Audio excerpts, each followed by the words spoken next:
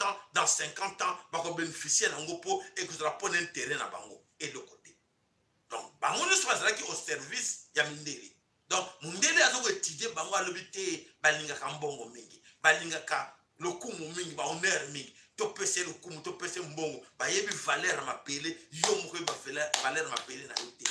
Au quantique, Nenga va utiliser Fayuru, Nenga va utiliser Batola Moussousou, qui va repérer Sabino quelque chose et Bazoko Sabino. Allô? Allô? Oui, le sac maman. Le sac au papa Jacob. Oui, tout ça en direct. Ouais, napesi merci mingi na bandeko nyonso tu baza. Allô? Oui, tout ça quand maman. Ouais, bandeko nyonso tu baza vraiment na ligne bazolanda biso nyonso tu. Merci vraiment na information oyo ozokopesa biso bazayiwa to babiso bazayiwa parce que soki yo te toyebi te comment tokokoyeba bainformation ezoleka na monde oyo na mboka na biso surtout parce que na yo nde tozozwa makambo vraiment ya sur oyo tozoyeba ke makambo ezoleka na mboka na biso vraiment eza mawa mingi papa na ngai mpe bandeko na ngai bozolanda na minute oyo makambo oyo ezoleka na mabele na biso vraiment eza inacceptable parce que tofandi na bato oyo balingi biso te mais congolais et surtout guinois parce que na este kuna bandeko na biso baza na este baza na makasi mingi mpe bazolamuka koleka bana ya kinshasa papa jako touti kinshasa ya pas longtemps namoni makambo ezoleka na mboka na biso vraiment génération eza ya kokufa génération eza ya kokufa eloko barwandais baye kokotisa desordre na kati ya mitu ya génération ya biso bana ezala basi ezala mibali vraiment nayebi te mboka na biso quand est-ce que makambo eza sikoyo na minito na mitu ya bajeune ekolungwa mokolo nini na mitu na bango congolais kinois surtout aza kaka afandi akobeta mwa libangani azwi mwa soki $1 na ye babengani na telefone moninga ozala pi tokutana she tokutana epaya bakomela babiloko makasi oyo ezotinda bango basala babetise olie ke batelema balandela mboka bino bajeune lelo oyo vraimen nazolanse message na jeunesse ya kinshasa parce nakoloba ya kongo te parce bango baza na este c'est comme si bango nde baza na force koleka bango baza na kati ya capitale jeunesse eza ya kobeba baparent na biso base bakoli bato bakotelemela mboka oyo balandela makambo nyonso ezoleka na mabele na biso oyo bakosalake vraimen mboka wana tosauve mama na biso kongo lelo soki mama oyo aboti biso kongo wana soki lelo kongo ekei biso bana tokotikala ndenge nini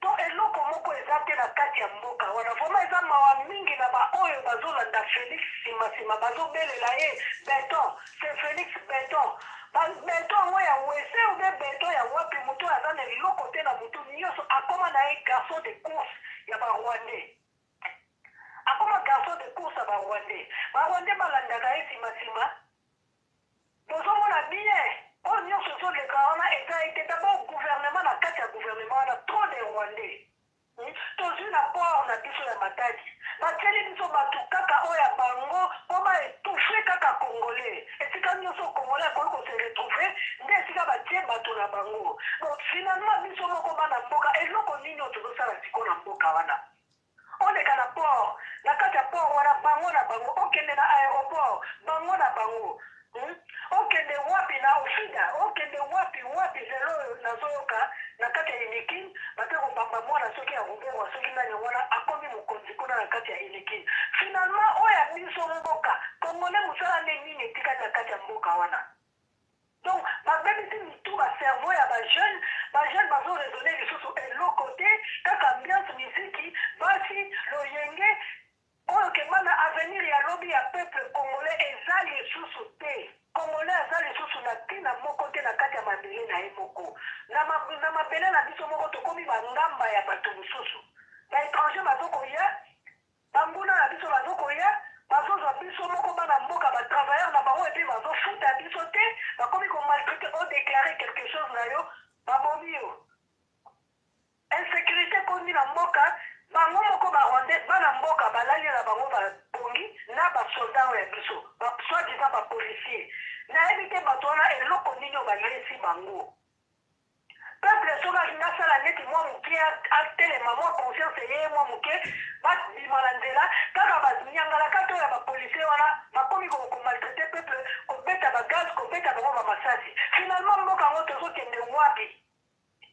tozokende wapi papa un rwandais ezokende vide ezozonga plein ezokende vide ezozonga plein ye matama wana ya Félix oyo aza matama lokola moto azofula moto bakoni azoloba nini azosala nini makambo oyo esalamaka te na bapays me ye azotolere buzoba alelelo aya wafinga bato banyangalakata nani oyo aza nyangalakata numero 0 matondo mama papa eza mawa mingi vraimen na mboka na biso vraimen ezosala pasi nyonso tozokomona lelo oyo eza soi-disant bapoliticien oyo tozolanda tolongola sentiment wana tolongola kolanda motu tozala bafanatike ya bato te lelo oyo Moïse Katumbi eyebanaki ke aza moto ya biso te aetufe bandeko kuna na Katanga asali oyo akoki kosala baliwa ebele oyo eyebani aza na kati alabima na soki abimi na televizio atie elongi ya mwana malamu or ndoki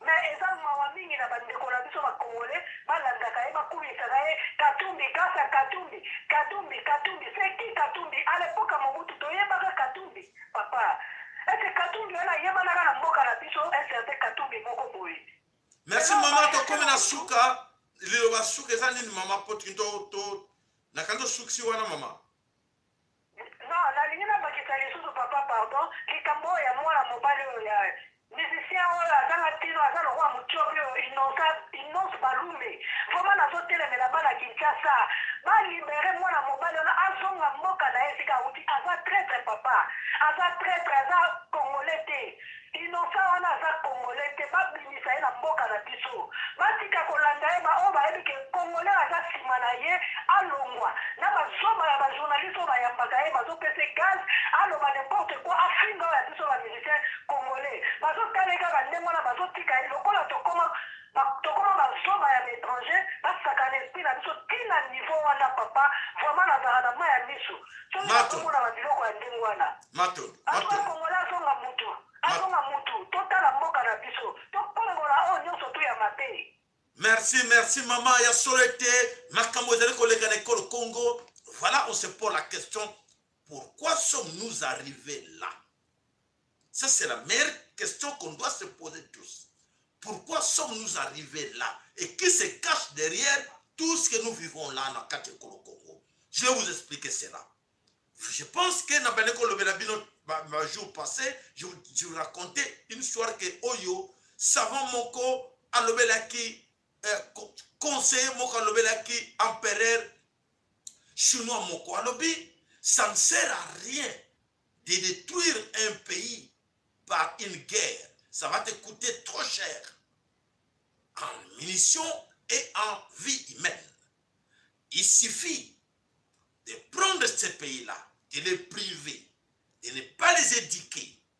Ces pays-là, ceux qui ont éduqué Bangoté au privé d'éducation, revenez dans 20 ans et vous allez voir ceux qui vont être ces peuples. Ils seront des ignorants. Et les politiciens de ces pays-là seront des voleurs. Et voilà, effectivement, il a dit cela depuis le 18e siècle. Et voilà, ça s'est produit où? Au Congo. Et c'est bien étudié par leurs milliers. Na katia milliers na bango, oyo, bavandaka, basinaka, bakor na bango. Bah étudiants, ils ont bien étudié les Bénin Congo, nous, Congo. Que non, ces gens-là, il faut les rendre les ignorants, les rendre les idiots. Comment? En les privant l'éducation. Voilà, les jeunes que maman est en train de dire là, la plupart ne sont pas éduqués. Et quand ces jeunes-là ne sont pas éduqués, c'est voulu. Ne pensez pas que, oh, que non, parce que ces jeunes-là ne veulent pas aller à l'école, et même non. C'est le système qui s'est mis en place. De leur voir l'importance d'aller déambuler à gauche, à droite, chercher d'autres moyens pour vivre, parce qu'il n'y a pas de moyens, il n'y a pas d'encadrement, il n'y a rien du tout dans l'espace de vie. Là-bas, à Congo, et voilà les jeunes se combattent comme des briefs, comme des moutons, des briefs. Cherchez, il n'y a pas d'éducation, il n'y a pas d'encadrement, les jeunes sont là. Et voilà, les jeunes sont devenus les ignorants. Les adultes, n'en parlons même pas, irresponsables. Aujourd'hui, les enfants de 8 ans, de 8 ans, de 12 ans, se prostituent. Pourquoi? Parce que c'est le système. Priver l'éducation, priver le travail, priver tout, et voilà, les gens sont aujourd'hui dans la rue. Et voilà, c'est ça. À cause de qui? À cause des pasteurs qui sont complices. À cause de ces politiciens que l'autre a défendu tout à l'heure. Ils sont au courant de tout. Soit ils sont subconscients, mais je sais que beaucoup de gens savent que ce qui se passe au Congo, que leurs maîtres les encouragent de faire des jeux comme ça. Il faut les distraire. Mettez qu'est-ce qu'il faut? Il faut mettre quel moyen? Oui, MONUSCO qui pose la question parce qu'aujourd'hui, le maître de la situation, c'est l'ONI. L'ONI qui surveille tout. Côté foot, non, il faut les distraire côté foot. Oui, ça ne va pas côté foot. On doit quoi? Oui, il faut les distraire côté santé. Côté santé, il faut, c'est-à-dire, MONUSCO qui surveille tout, l'ONI. L'ONI surveille tout. Et l'ONI, c'est l'ONI qui donne, à gauche, à droite. Votre minerai à vous, c'est vendu par l'ONI et Paul Kagame, MONUSCO, qui vend tout. Et alors, comme ils vendent tout, ils préfèrent rester toujours avec ce monopole de vente. Si vous vous réveillez pour dire que MONUSCO dégage, où ils vont aller? Ceux qui vont terminer les lots, que non, t'ont dit MONUSCO dégage, ils vont devenir qui? Des chômeurs, dans leur pays là où ils viennent. Alors, ils ont tout intérêt de rester là. Et tout intérêt parce que quand vous êtes ignorant, ils en profitent à votre ignorance. Vous êtes ignorant, vous avez la vie de l'autre côté, vous allez oui, comme dans la distraction, qu'est-ce qu'il faut? Ah oui, ah non, il faut mener tout le monde à sanga mingi. Non, bakisa dose, dans la société sanga masanga, souffre na toro.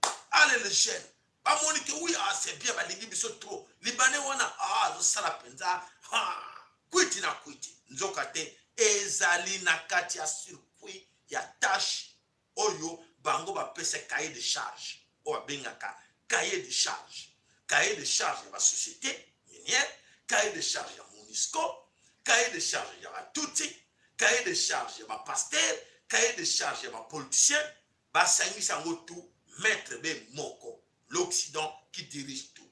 Au moment où porter dit non toi, ah non, ça tu fais pas de ton boulot. Lié par des cordes à 8000 km. Corde, à l'ingénieur de passer, viens. À l'ingénieur, il faut pas me soumettre dans la téléguidée à long trajet. Fais une fois, non, n'allez pas. Moïse Katumbi, allez bouger. Non, il faut commencer à dire ça. Monter tout derrière Moïse Katumbi, il faut l'encourager, il faut le soutenir. C'est Moïse Katumbi qui va être président. De l'autre côté, Jean-Pierre Bemba. De l'autre côté, Fayulu. De l'autre côté, Félix. Dans tout cela, les grands perdants, c'est qui? C'est vous. C'est vous les grands perdants, parce que vous ne comprenez rien. Vous ne comprenez rien du système. Le système est là, il contrôle tout. Le système est là, impose le système. Comment toi tu dois faire? À quel moment tu dois faire ça? S'il va être non, il faut appel à l'église. À l'église, oui, vous en 5 ans, qu'est-ce qu'il faut dire? À toi, passe une fois, lance le message. Non, l'ultimatum. Ligne rouge. Félix, tu ne peux pas passer là. Kabila, ligne rouge, l'église. Ligne rouge, souvenez-vous encore de l'église, non? Même ligne rouge, lancer l'ultimatum à l'église. Oui, à 5 ans. Bango va encourager qui glissement à Kabila. Bavani bien. Bon, mon a, l'air ma camisole au Kende, Enginda, bon, mon église est tellement sous. Soyez calme et côté, observez vous-même. Soyez calme et côté, bon, calme et côté, église peut vaniller. Ce qui va mettre au monde, on va bouger à l'église peut terminer. Non, maman, nous voulons la paix. La paix. Mais quand on tue là-bas, l'église ne demande pas la paix. La paix, l'église ne demande pas la paix quand il tue. Quand l'autre, MONUSCO a empoisonné Batou, l'église ne parle pas de la paix. L'église d'ailleurs encourage. Non, il faut vous vacciner. Il faut. Et c'est ça. Alors, où allons-nous? C'est Bissomoko, Tozomitungara, Lita, Potetomikunda. Aucun soit gagnant, personne ne se prend la tête haute parce que vous ne comprenez pas le système. Cherchez à comprendre le système, comment ça marche. Et là, vous allez comprendre ce qui, vous avez un niveau ni à compréhension. Il est temps que chacun de vous se mette debout. Cherchez à être cultivé. Quand cultiver, ce n'est pas seulement d'aller sur les bancs de l'école ou bien à l'université. Au cause de la cultiver sur les réseaux sociaux, cultiver sur Google, sur YouTube. C'est ça. En prenant des informations comme ça, aux autres, à la cultiver. Parce qu'ils ont comprendre l'histoire, ils ont comprendre tout. Et les gens qui croient encore que, oui, Félix Tshilombo va faire quelque chose. Mais vous êtes où? Vous rêvez ou quoi? Félix Tshilombo va faire quoi? Quoi à votre place? Lui qui n'a pas la... Donc, Tshilombo a une sensibilité. Il n'a jamais dirigé dans sa vie. Tshilombo n'a jamais dirigé. Comment le propulser à arriver président du Congo, à son responsabilité, même la famille a été. Lui qui vivait dans les cafés, qui prenait tout le temps le Jack Daniels.